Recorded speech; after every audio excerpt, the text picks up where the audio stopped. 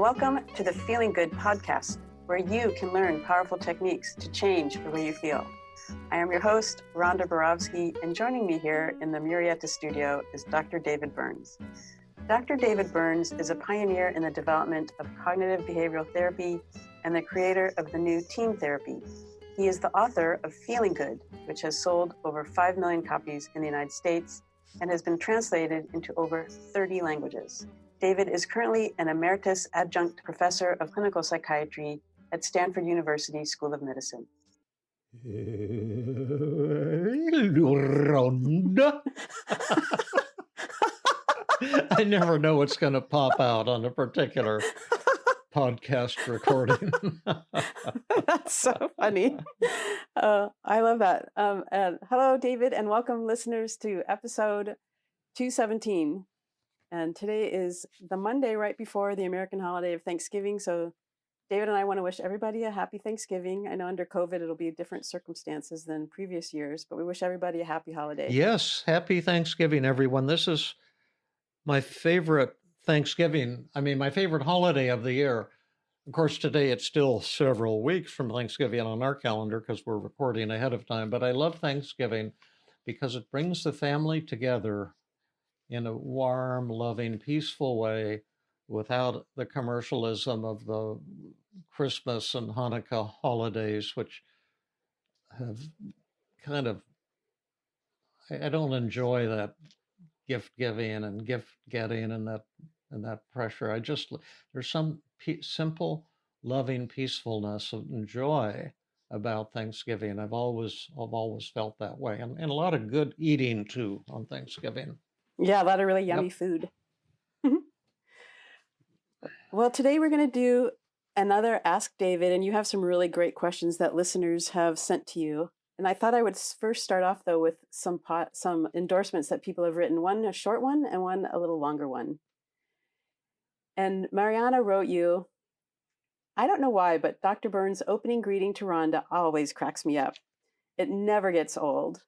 Maybe there's something wrong with me. And I want to say to Mariana, thank you, and there's nothing wrong with you. It's hilarious. But I have something to say to her. What's her name? Mariana? Yeah. Hello, Mariana. Thank you, Mariana. We love your question. Yeah. And this is an endorsement that someone wrote in response to episode 212, The Addiction Achievement, Bane or Blessing, Part 2. And she wrote, Hi, Dr. Burns. I'm fresh off an evening walk listening to this latest podcast. Thank you for the longer podcasts, as the longer podcasts are truly awesome and keep me engaged. Today's podcast was wonderful. And Zaina, thank you for being so vulnerable and transparent so that we non-clinical listeners can learn more about ourselves and each other. Thank you for being part of the solution for all of us. I appreciate your enthusiasm for growth and allowing us to be a part of it. Dr. Burns, as the suggestions for Zaina's benefits to her achievement addiction came pouring in from Stanford's Tuesday training group, I felt the energy, the desire to help Zaina from all sides, and in a great humanhood of support for her. However, all the while I thought to myself, why does Zaina or any of us even need this validation? Why is everyone rushing to her side to help her come up with a reason why her perceived failure to achieve something still makes her worthy? I became more and more frustrated because all I kept thinking was, why do humans feel the need to be worthy in any sense? But then at the end, finally, I was so relieved and felt so close to all of you as Zaina found that she doesn't have the need to be worthy. As Zaina said, and I am paraphrasing, I learned from Buddhism, worthiness is an empty concept. I loved that, and for that, I thank Zaina.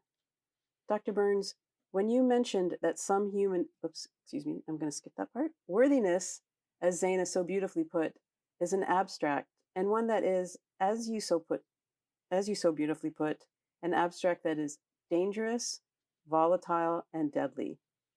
I'm grateful to you, Dr. Burns, and Zaina, and Rhonda, and countless of your other colleagues, like Jill Levitt, your co-therapist with Zaina, and your students, to have shown some of us to a place where we can let go of a self and self-esteem and ego, anything with I me, or my attached. After listening to your podcasts and doing homework from your books and your wonderful one-on-one emails with me, I can say that oddly, in a troubled culture that steadily steams forward into a trajectory of self-overload, I've never been more accepting and seen more beauty in life than I do now. Thank you to all, Natasha. That's beautiful. Thank you, Natasha. I was going to do a Ask David with Natasha because Natasha was expressing extreme rage and to people who are driving trucks with big tires on them and kind of shouting at people and hunting and taking a joy in killing animals uh, and she was really really hurting and really feeling a deep sense of anger. And she did a daily mood log, and we did a lot of positive reframing. And I just found myself so admiring of her values and her convictions. And, and so all we did was really kind of positive reframing, and she didn't need to even talk back to her negative thoughts or anything like that. She just kind of settled into a state of, I guess, joyful, healthy anger, and was a delight. And she's obviously someone of considerable intellectual prowess and philosophical sophistication as well. What a joy to hear that gracious comment from you, Natasha. Thank you. And it goes right into our next question, actually. It absolutely Before does. that, I think is there any promotion coming up? This will be on November 23rd. And so if you go to my workshop page, I've finally updated my workshop page on my website, feelinggood.com. And I got a ton of really cool workshops coming up in 2021, including one in February on defeating the beliefs that defeat you. So we'll have a whole full day on self-defeating beliefs. And then Jill and I are going to have a full day live therapy workshop. We're going to treat 2 volunteers live in a workshop. Wow. And talk about, uh, what's going on and having exercises for people. And so you can really see people changing before your very eyes, hopefully, at least, and find out why and how that occurred. What are the keys to high speed team CBT treatment? The live therapy is always our most dramatic uh, venue, our best teaching, really, our most inspiring teaching.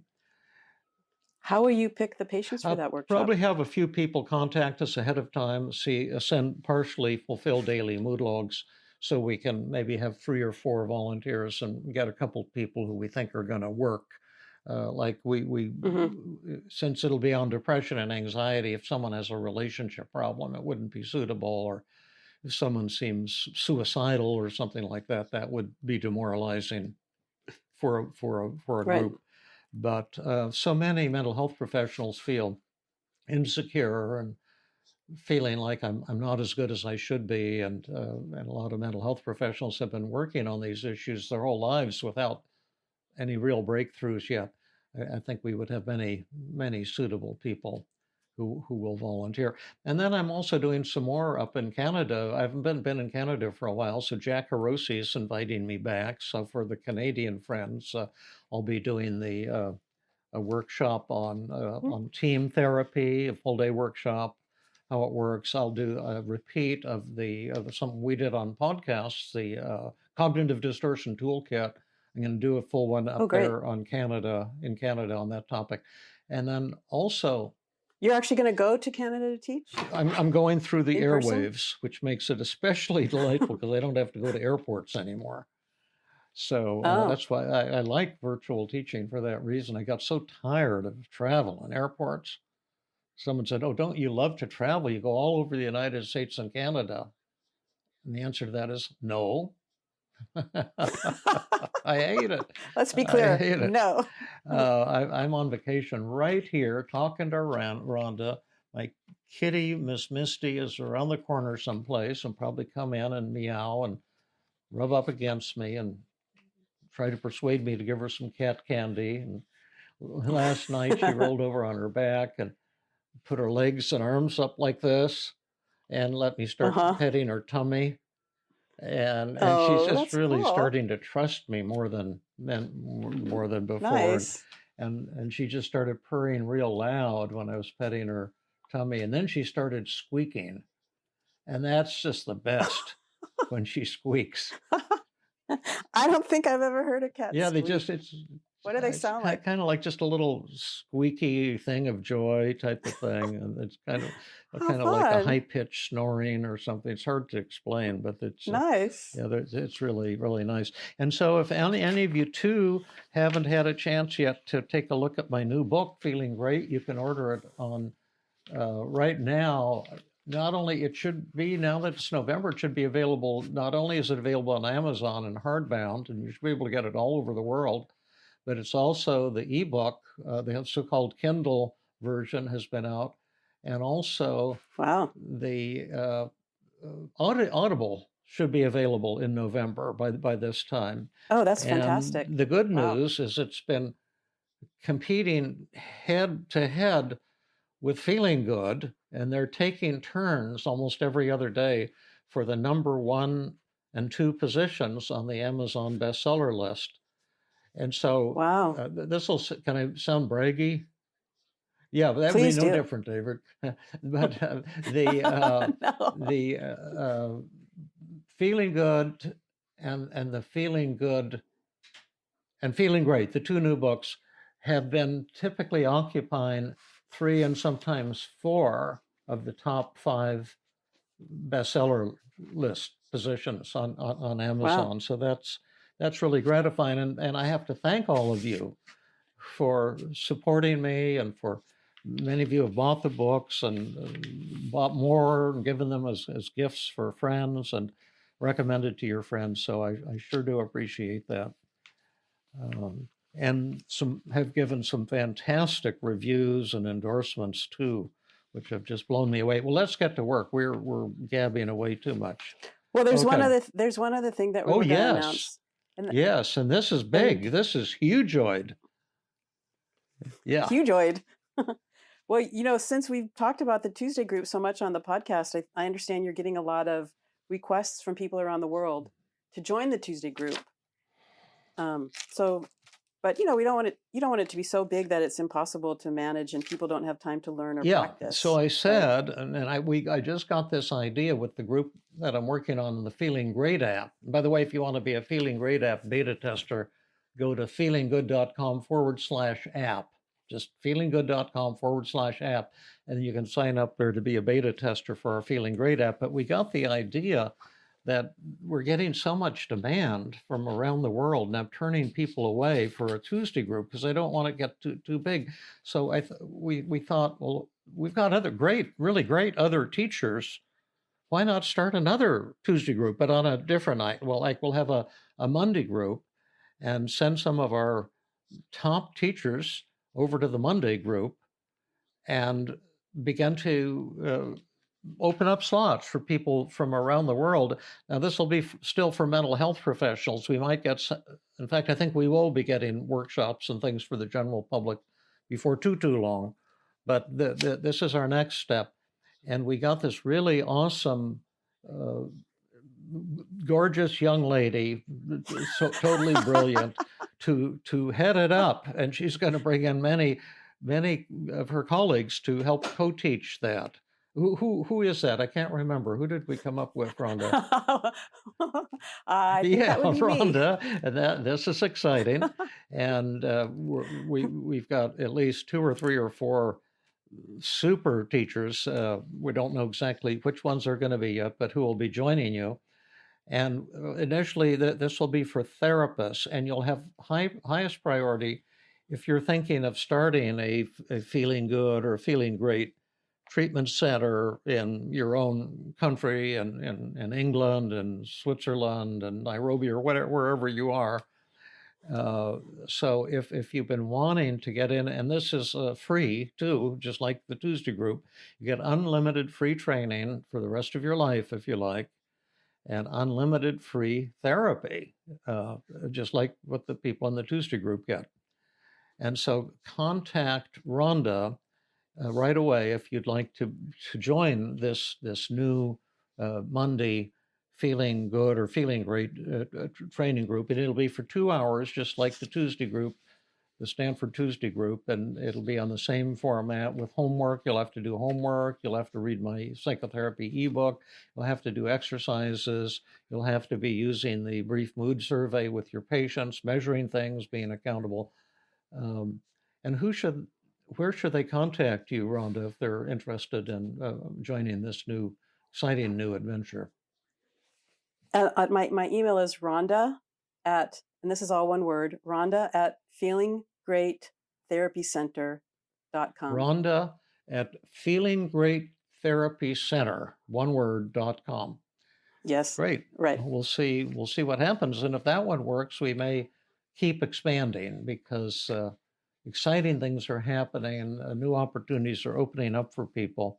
So if you'd love to really learn how to do this new high-speed team CBT and you're out of the country, this will be a great chance for you to learn.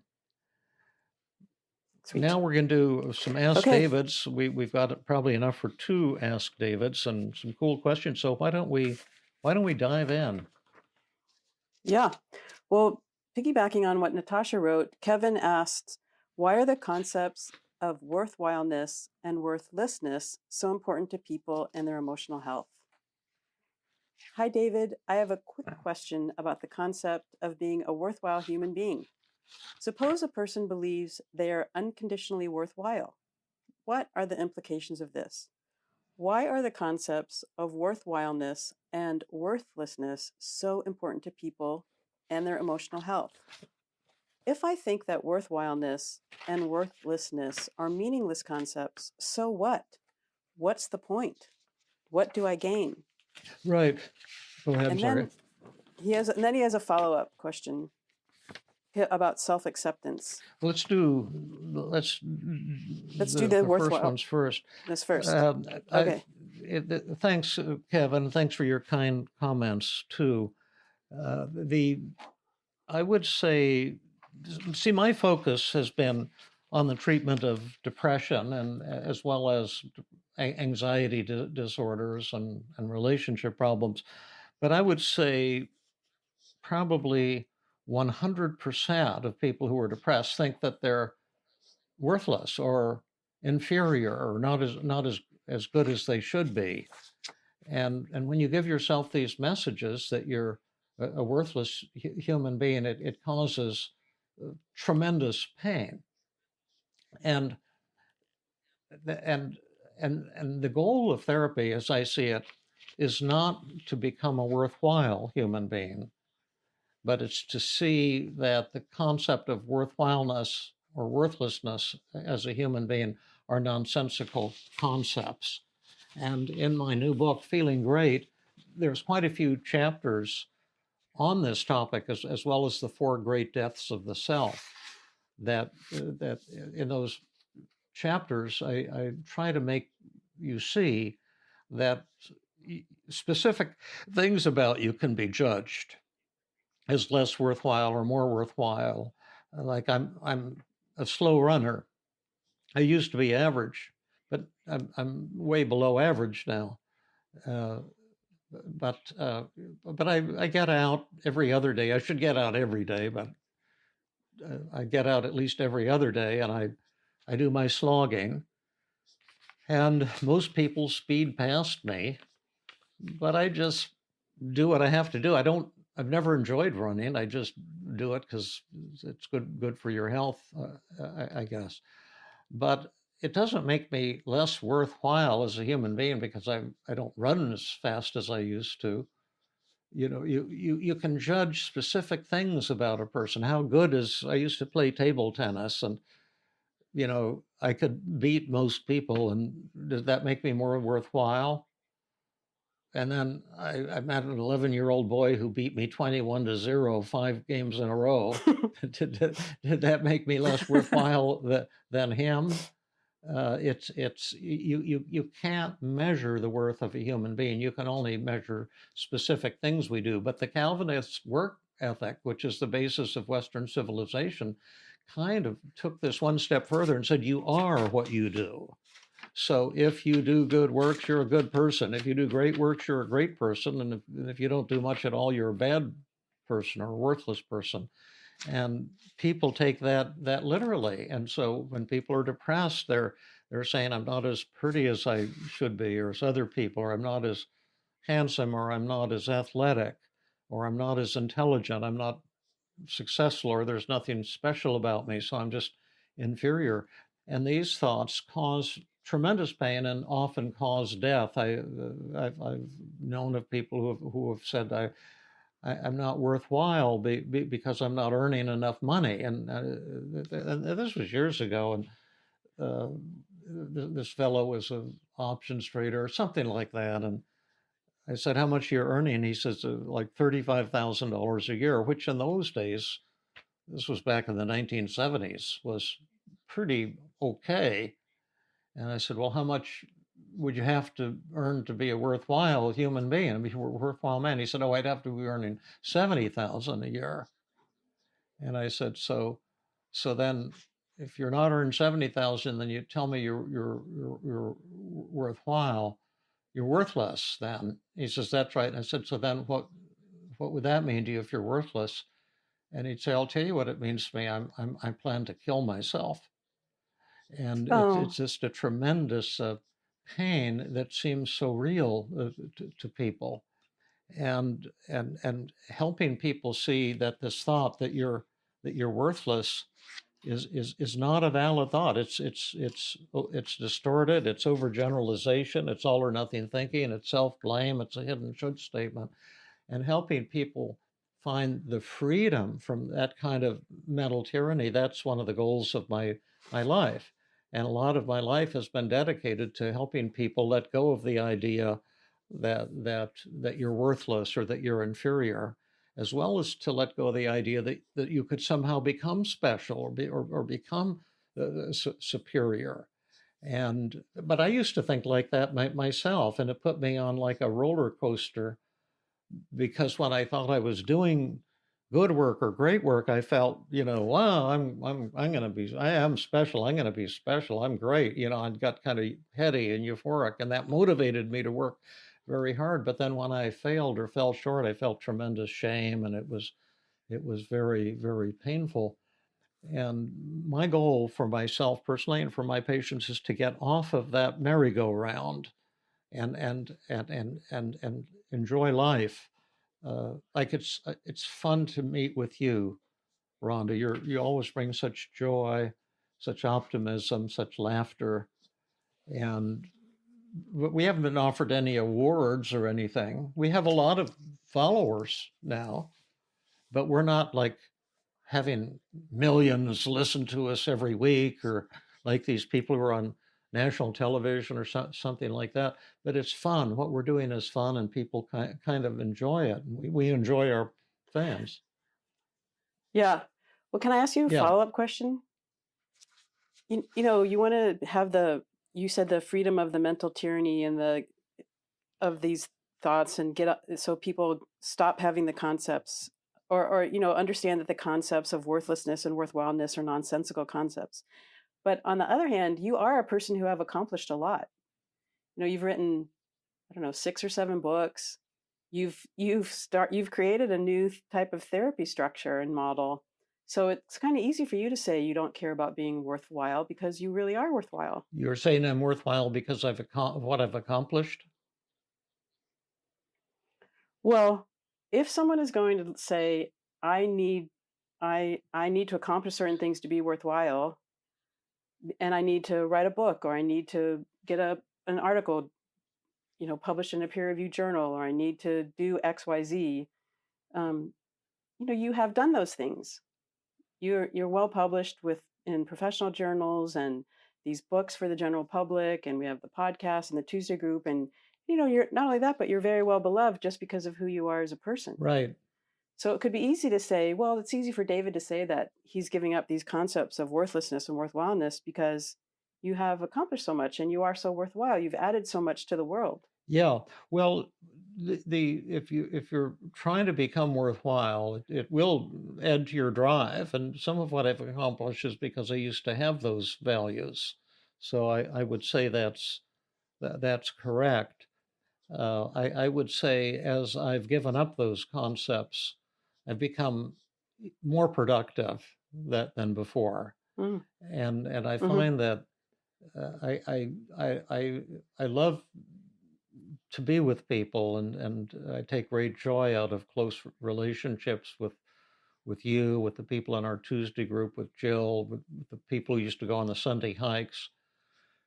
But oddly, I found I'm more beloved, when I'm caring and loving toward people and helpful toward people, and that when I'm trying to impress people, they kind of get pissed off for the most part. They don't like it, Yeah. and Hmm.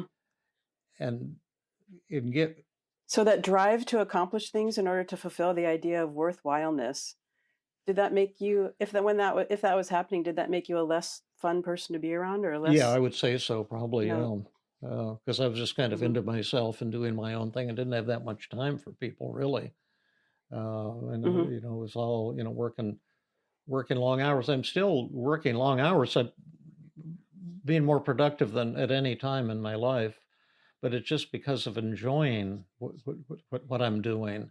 And whenever I get into, trying to be a success, it just screws things up for me. Like when I was writing my new book, Feeling Great, I didn't really care. I don't even know what it would mean for the book to be a success or a failure, but it was fun to write it, and I felt it would be good to share these ideas with people who were interested because they're a little bit different from what was in my earlier books, like Feeling Good. But I'm not caring much about numbers. It's Uh-huh. fun to write something, get feedback for me, and to try to make a sentence more beautiful, or to tighten it, to get rid of excess words, and to tighten things up.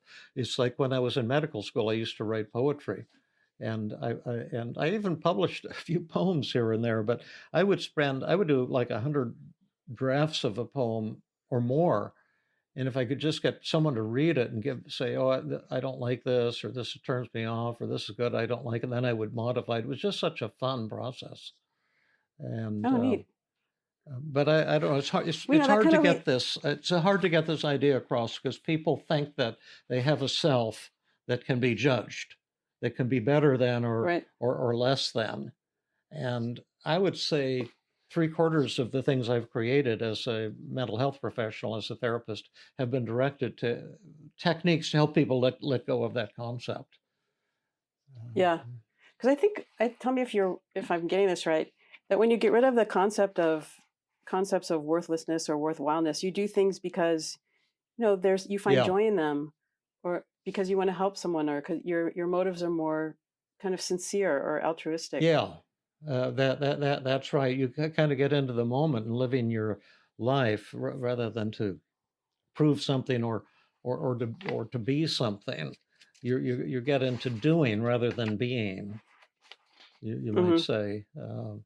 And the joy of doing. When at one point, and I can never remember what I've talked about and haven't on a podcast, but I've probably talked about this 6 times. But at one point, it occurred to me that I didn't have a self, and it was just a great relief. And so I said, since I don't have a self, it can't be true that I'm a psychiatrist because there's no such thing as a psychiatrist. You know the story, right? No. and so I'm just a person who went to medical school and studied and did a psychiatric residency. So I have a license by the American Board of Neurology and Psychiatry. Um, but there's no such thing as a psychiatrist. It's something I do, not something that I am. And Uh-huh. so one day I was thinking about that, and I said, I don't have to be practicing psychiatry. I could just do what I want to do for a while. I said, what do I want to do? I said, well, I think I could be an Olympic table tennis player. Oh yeah, you Yeah. do tell us And this so I story. just took time off and I practiced like crazy and I got a coach and worked at it for 6 months and it was really fun. I never got very good at table tennis, so I decided I'd go back to psychiatry. But it's liberating to get rid of these concepts. And I had a ball, hanging out with these people who were semi-professional table tennis players and learning from them. And they were from a completely different culture, and it was just kind of fun and exciting, even though I was like pathetically bad compared with these people. Well, that's really funny. And here's Kevin's follow-up question, which sort of falls along in the same line, and it's about self-acceptance. And he said, "I'm afraid that I'll lose out on motivation to work hard towards my goal if I don't embrace self-acceptance. If I'm unable to embrace self-acceptance, I'll lose out on my motivation to work hard toward my I goal." think I think he's Do you have saying any good? if I do accept myself, I'll lose my motivation. Okay, Like he doesn't want to yeah. accept himself because then he'll be unmotivated. Oh yeah. Here he says, "Do you have any good ways to combat this exact notion that if I accept myself, I will simply become complacent, and therefore I can't accept myself?" Yeah. Well, I think that's a really exciting thing. The idea's been around for I would say decades, if not hundreds of years.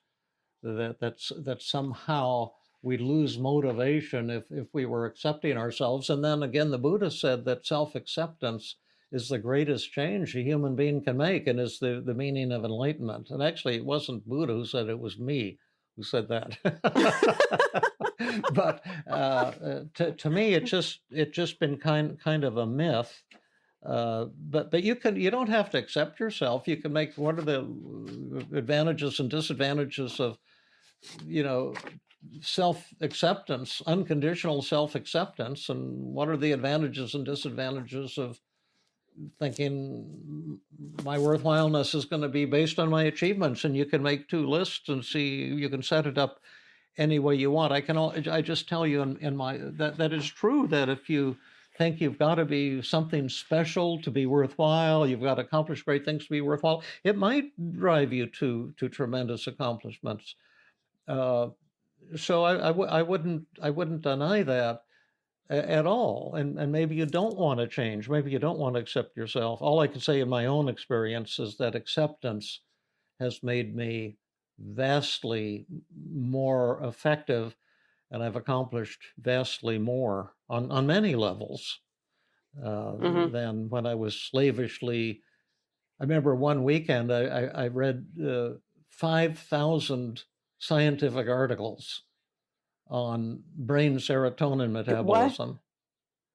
In one Yeah, weekend, you yeah. read We had to 5,000 when I was articles? a resident, they would write for these reprints, and you were supposed to tick off all the reprints that interest you. There was this magazine just filled with the names of the articles, and we'd all see these, and they look so fascinating, and on brain serotonin metabolism or whatever. And then a secretary or an administrative assistant would write off for them, and they would come in by the bucket loads, and then we're supposed to pass them around. I remember one weekend I had two stacks like 4 feet high from the floor, just with reprints. Wow.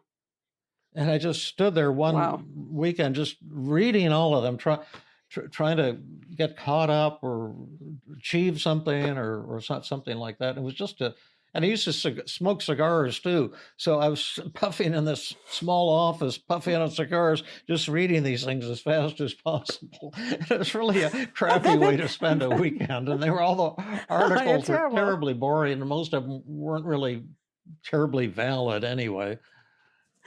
And I'm surprised your head didn't Yeah, well, explode. it might have.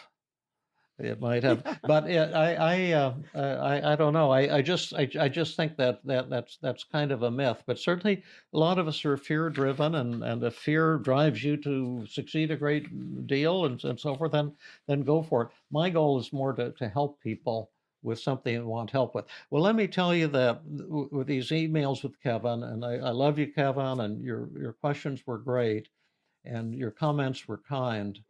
It was all about philosophy and philosophizing. And I can tell you, I've Mm-hmm. never once had a philosophical discussion with anyone that went anywhere.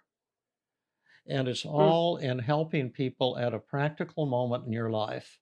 And I say this over and over on podcasts. If you want to write to me, describe one moment, a 5-second moment, a real moment when you were upset that you want help.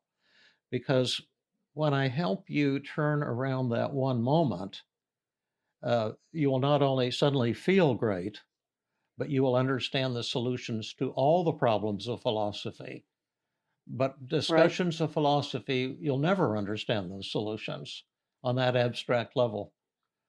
So finally, after weeks of writing back and forth to Kevin, fun philosophical debates, he finally said, well, what I really need help with, Dr. Burns, is social anxiety or dating or something. And I said, and Oh, by that time I thought, my gosh, I've spent so much time with you. I don't have any energy to go any further with this thing. That's where we should have started out. And yeah. maybe I'll come back to that and, work with them again on But something real. But the take home message here is that I do what's called, as you know, fractal psychotherapy. And in any one moment when you're upset, whether it's a relationship problem or anxiety problem or depression problem, all the problems of your life will be encapsulated in that one 5-second moment when you were upset. And when you turn your life around at that one moment, your whole life will change. And then your vision and understanding of these spiritual, mystical, and philosophical problems will become crystal clear. And you'll know the answers to all of these questions. oh, that's great. That was a fun Thank you. conversation. Okay, here's our next question. This is by Vallejo, and he wrote, does the statement, why am I always the last one to find out about anything, correspond to overgeneralization or personalization cognitive distortion? I have been listening to the early podcasts on the 10 positive and negative cognitive distortions. Yeah. Well, this is a kind of a trivial but cool question, I would say. And there are certain rules about how to write good negative thoughts, and that's one of the lessons on the podcast I'm creating. We're teaching people. The The app, app. yeah, that's right. Sorry, the app. What That's are the okay. rules for writing down when you're doing a daily mood log and you've got the event, your negative feelings, your negative thoughts? There's an art form to writing negative thoughts. And one of the rules is don't ever write it as a rhetorical question. See, Mm, why am I always the last one to find out about anything? And while there's distortions in that, it's not a good negative thought. You should make a declarative statement. And the statement is probably that you're trying to make is probably, it's unfair that I'm always the last one to find out about anything. And this mm, is really an angry statement, and it right. contains uh, several distortions. It's certainly an overgeneralization because it's not true that you're always the last one to find out about anything. Sometimes this happens and you're ticked off about it, you're mad at somebody. It's also a blaming statement. It's personalization is self-blame. This is not self-blame. This is other blame. And it's kind of emotional reasoning because you're probably thinking I'm pissed off, so something unfair is going on. And it's always a hidden should statement: is this shouldn't be the case. People should treat me differently. People should be fairer. Other rules for generating negative thoughts would be don't put a description of an event or a feeling down when you're filling out the daily mood log. Like, don't say, I'm really depressed because Trisha rejected me. Well, that's not a negative thought. It's an event. Trisha rejected me and a feeling depressed. The negative thought would be the thought that your interpretation of this rejection and what it means to you. And it might be something like, well, Trisha rejected me because I'm unlovable and I'll be alone forever. Or it could be Mm. an angry thought. She had no right to reject me. Women who I love should love me. That's a great formula, but it's not terribly realistic. That would be a hidden should statement. Uh, But at any rate, thank you for that excellent question, Vallejo. Yeah, that was a great question, and it's great to talk about the rules for generating a negative thought because I don't think we've done that very often. David P. asked, "Do you think there is anything to be gained from a daily gratitude log to go along with a daily mood log?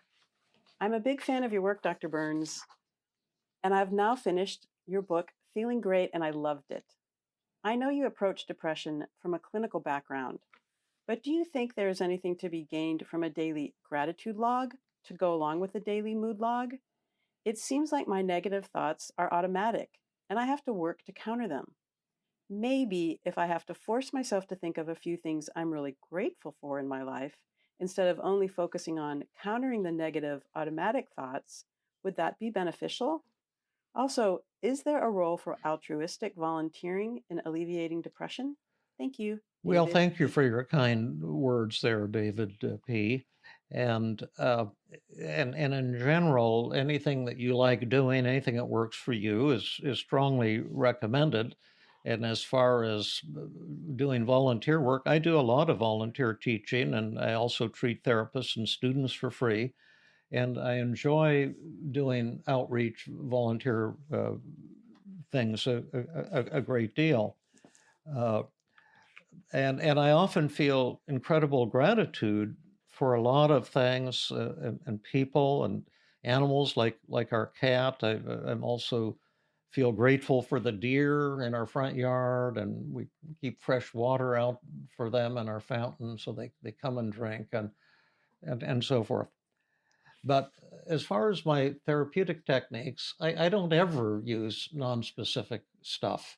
I never have once and never will prescribe meditation, prayer, gratitude logs, exercise, vitamins, special diets, uh, playing basketball, collecting coins. I mean, you can do what you want with your life. There's a lot of things to do, but those aren't treatments for anything.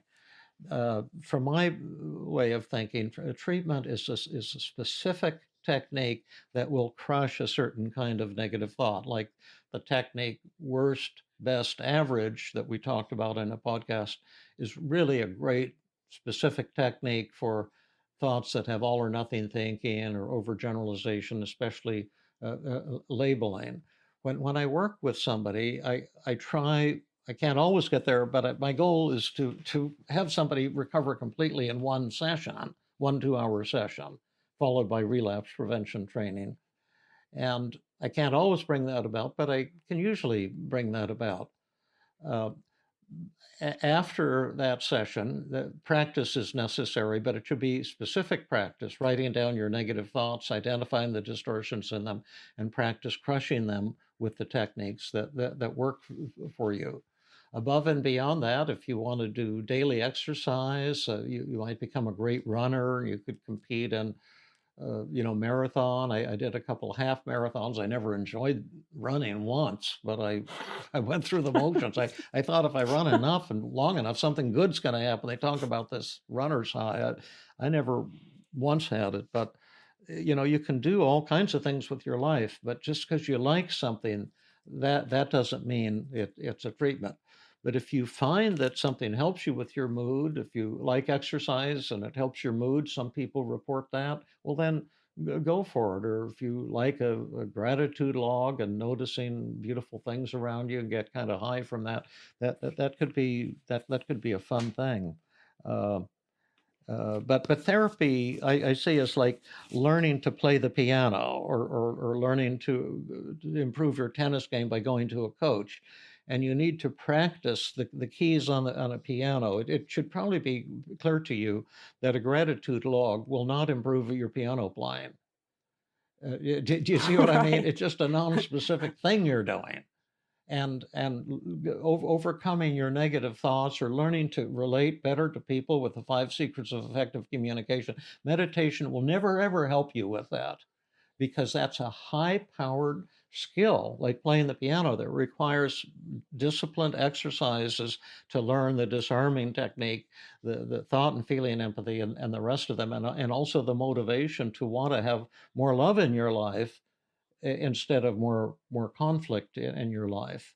But these skills will never be helped by vitamins, will never be helped by aerobic exercise. Never in a million years would you have even a 1% improvement in your ability to communicate through by meditating, by taking vitamins, by exercising long distances, and so forth. So all those activities are great if you love them, but I'm like a technician or a surgeon doing very specific interventions for people. Interventions require tremendous skill to learn how to do, and on the patient, you are picking up skills that will require practice and learning and hard work. Does that make sense? Okay. Dave, that does make sense.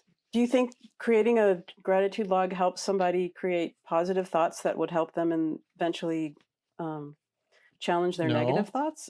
Could that be part of practice? No, I don't think that will ever happen.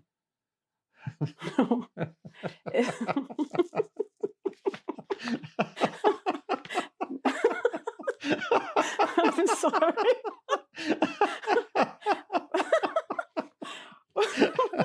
I'm sounding really oppositional to myself, but I'm not trying to be Well, it's a great oppositional. question. Well, I don't know why we're laughing then. Well, it's kind of funny. But yeah. Well, because you're just so clear about like thinking gratitude, thoughts about things that you're grateful for.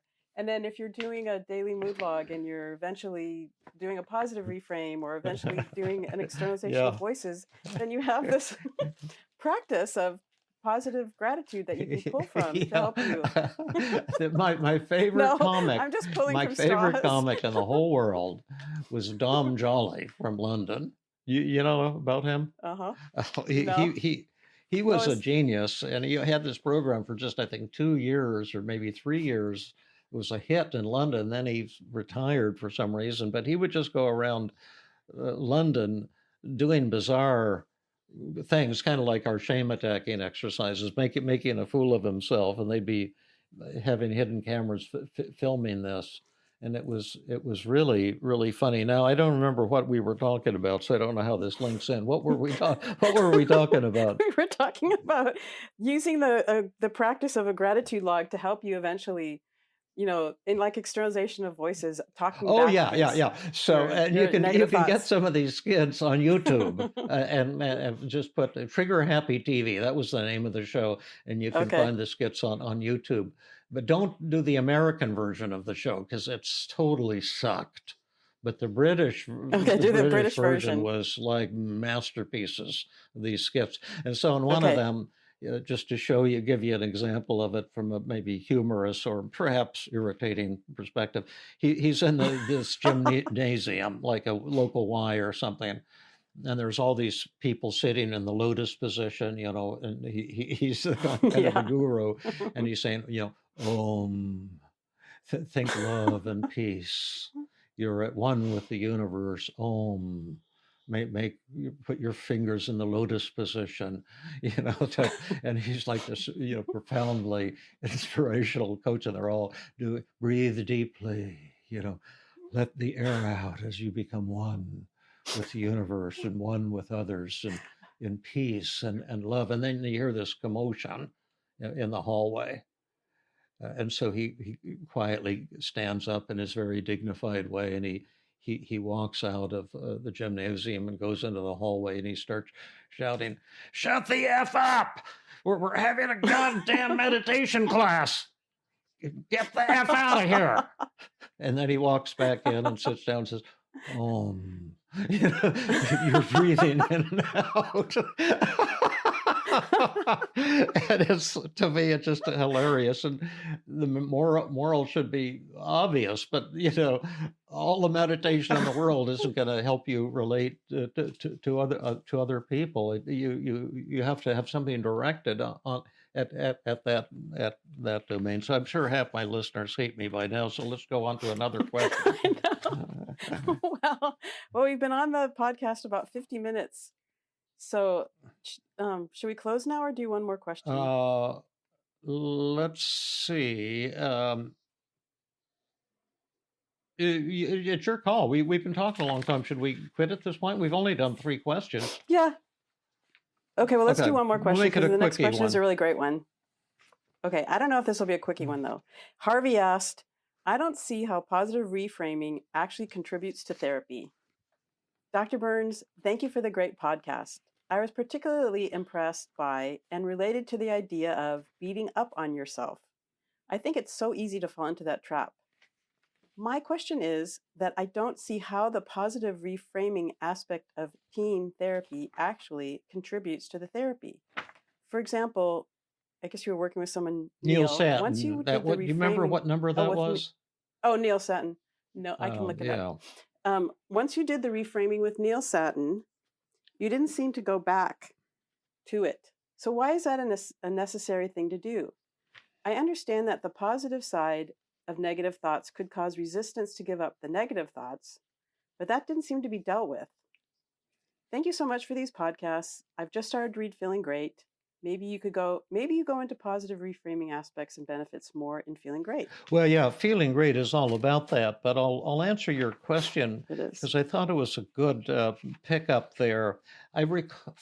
Oh, and by the way, it's 2000. It's 2000. It's 208 and 2000. Yeah, and that was live therapy with Neil, and I was so grateful for Neil, and it was in our podcast or our Corona Cast series, I think, because he thought he had a Corona-related depression at the end of the day, and he's a single stay-at-home dad now, and with tremendous duties and obligations. And he was telling himself he hadn't accomplished enough in the day, and he was procrastinating too much and kind of beating up on himself. And then he kind of saw that those thoughts were actually sounded like the voice of his father criticizing him when he was young. And Neil seemed to really enjoy the podcast. He's a great guy. I've admired him a lot. He has a super popular podcast of his own, and he's guided me a little bit and how to increase my own audience, for which I'm grateful.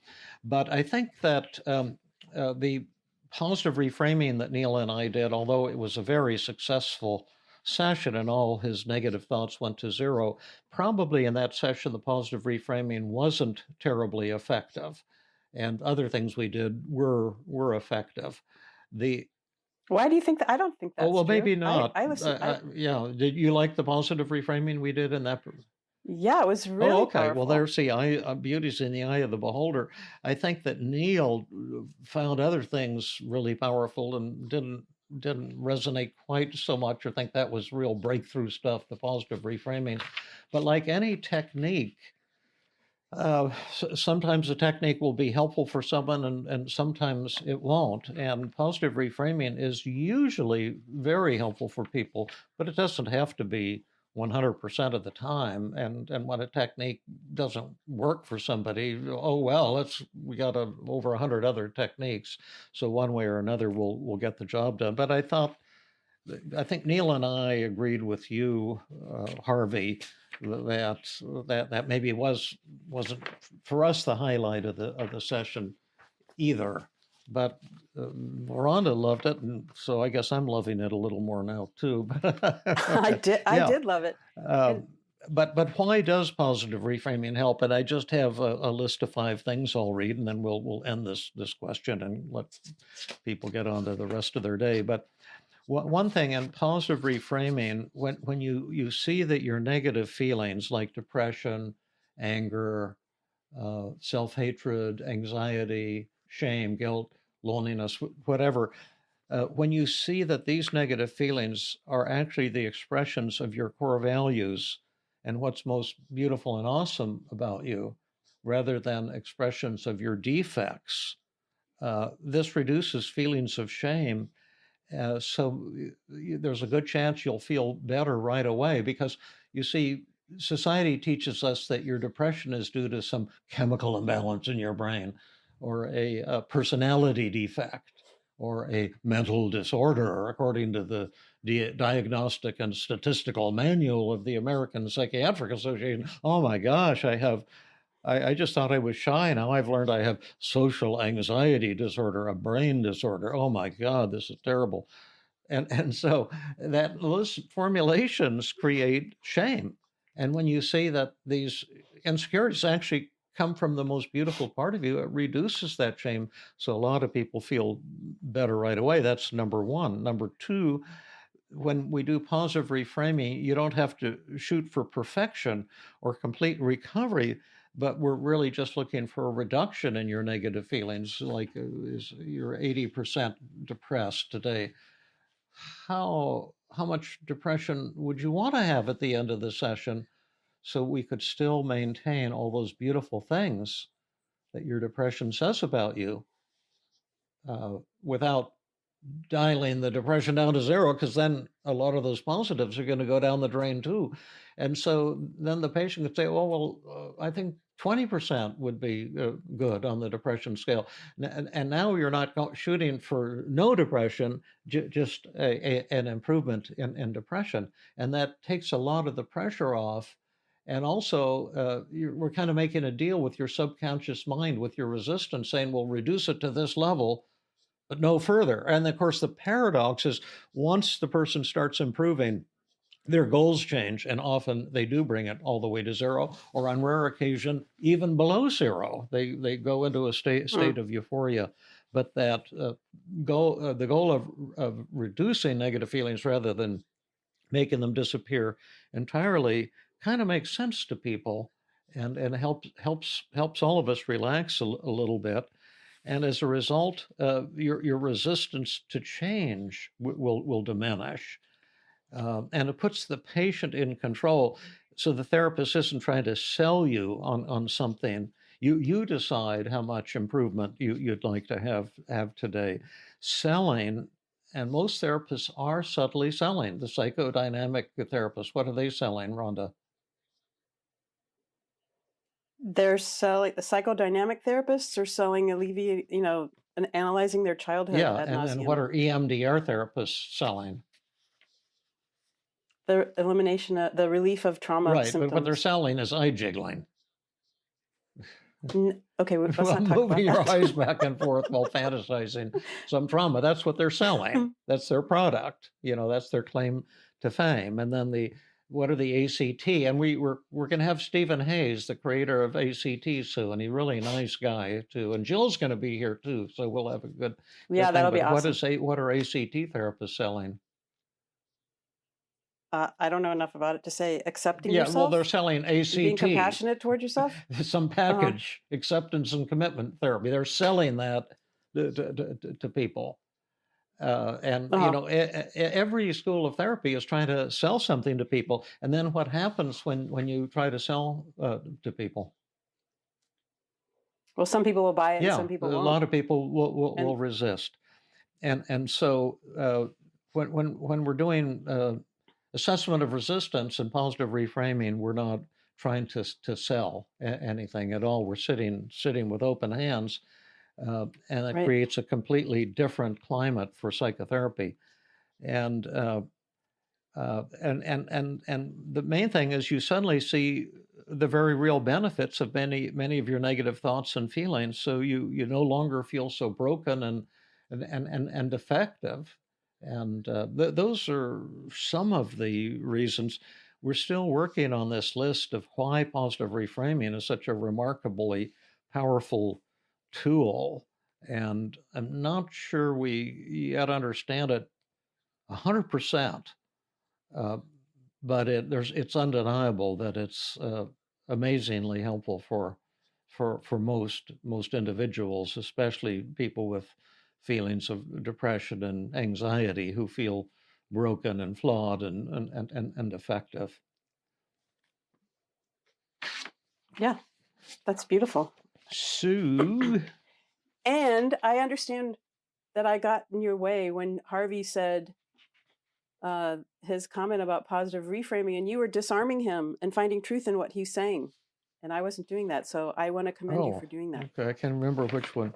Oh, yeah. Positive. Oh, yes. Oh, yes. Right. Yeah. Thank you. Thank you. Yes. And that's another reason not to have a self. Because if somebody says something that contradicts something that you said or did, you say, that's fine. Yeah, no problem. And it's just helpful for me not to have a self. I'm working on this app. We're doing a lot of beta testing, and we create things and we beta test them. And when we create them, we're just sure they're better than, French fries with orange marmalade. And then when people go through the app, they bust us on all kinds of stuff and say, man, this sucks. Right. This is stupid. And then they say something else. Oh, I rate this 95 or 100. This rocked. And so if you can hear see, in therapy, we get feedbacks. We want to hear what the patients are saying. And the patients will crush your ego, and they'll point out all of your weak spots. And if you let yourself die, you can hear it and turn the patient's criticism into breakthroughs. And now working on the app, it's the same thing. Our beta testers are telling us what people like and what people don't like. And if you don't have a self to defend, then you can listen and learn and grow. And you don't have to be right all the time, and you don't have your heart pinned on some concept of success. Nice. Okay, great. That's a really wonderful way to end the podcast. So thank you so much, David. Thank you for everyone for sending these questions to us. And thank you to our listeners. Thanks, Rhonda, and thank you, everybody, and have a wonderful week. This has been another episode of the Feeling Good podcast. For more information, visit Dr. Burns' website at feelinggood.com, where you will find the show notes for this episode under the podcast page. You will also find archives of previous episodes and many resources for therapists and non-therapists. We welcome your comments and questions. If you want to support the show, please share the podcast with people who might benefit from it. You could also go to iTunes and leave a 5-star rating. The theme music is Gypsy Jazz in Paris, 1935, composed and performed by Brett Van Donsel. I am your host, Rhonda Borowski. We hope you enjoyed this episode. I invite you to join us next time for another episode of the Feeling Good podcast.